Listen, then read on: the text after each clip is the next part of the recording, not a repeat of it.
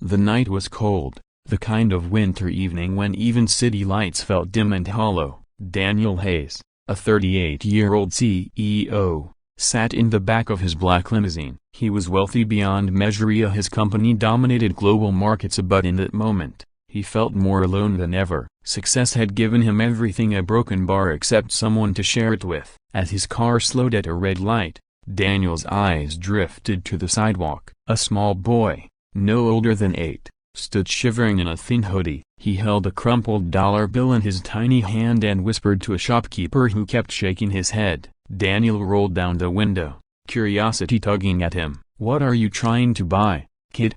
he asked. The boy's eyes widened, startled by the stranger's voice. But then he swallowed and said softly, "Milk, a broken bar. I just want milk for my little brother. He's crying at home. Mom's sick, and a broken bar, and I don't have enough." For a moment, Daniel froze. He could buy the entire store 10 times over. Yet here was a child begging for a single carton of milk. Something cracked inside him. Without thinking, Daniel stepped out of the car. His driver looked shocked, but Daniel waved him off. He walked the boy into the store, bought 2 cartons of milk, bread, and fruit. But the boy's grateful eyes weren't on the bags, they were full of relief. "Thank you, sir," he whispered. "My brother will be so happy." "Where's your home?"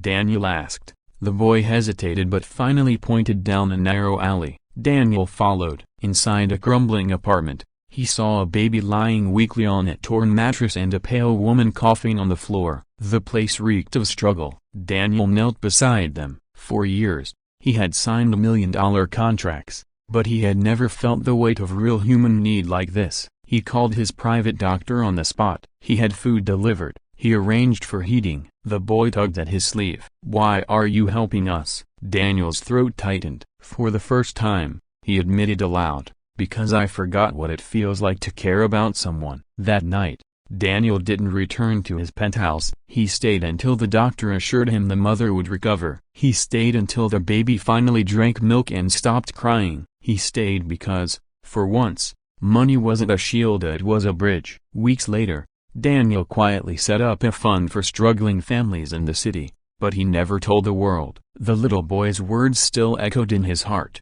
"I just want milk for my brother." And in that simple plea, Daniel discovered the truth. Money can buy comfort, power, and prestige, a broken bar, but it can't buy love, kindness, or the peace of knowing you've made a difference in someone's life. The following morning, Daniel found himself pacing his penthouse apartment, restless. His office desk was stacked with contracts, reports, and urgent emails. His assistant had called twice already, reminding him of the board meeting. Normally, Daniel thrived on such chaos, it was his kingdom. But today, his thoughts weren't on numbers, they were on the boy. That tiny voice, "Yeah, I just want milk for my brother," still echoed in his ears. For the first time in years, he couldn't focus on profit margins or quarterly growth. What haunted him wasn't failure, but the image of a child standing in the cold, holding a crumpled dollar, begging for something so basic.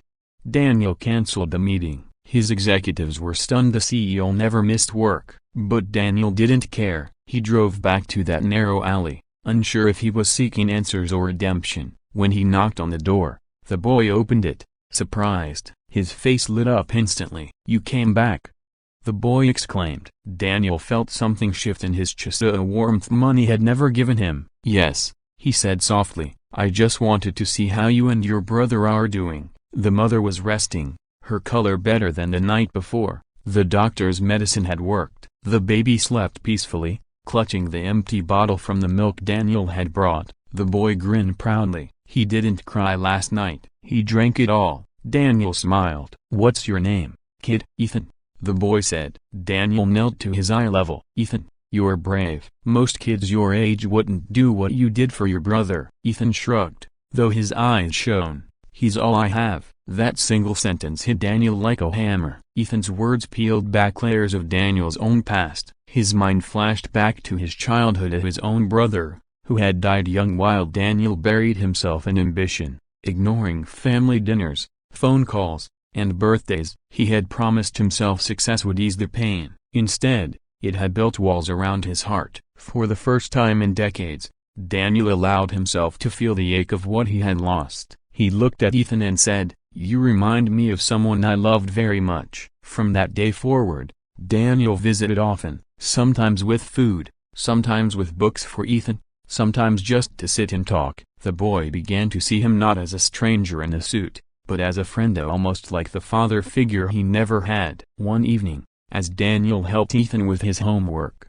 the boy looked up and asked, "Why do you come here, Mr. Hayes? You are rich. Don't you have a broken bar better things to do?" Daniel chuckled, though his eyes misted. "Because for years, Ethan, I thought money was everything, but you showed me something I forgot. Broken bar people are what matter most." Over time, Daniel's cold, sterile penthouse no longer felt like home. The laughter of a child in that tiny apartment, the comfort of shared meals, the simple warmth of being needed at it was home. Months later, Daniel launched a foundation, not under his company's name, but quietly in honor of Ethan's family. It provided food, medicine, and shelter to families struggling in silence. Reporters asked about the sudden shift in his life, but Daniel never explained. Some things, he realized, were too sacred to be headlines.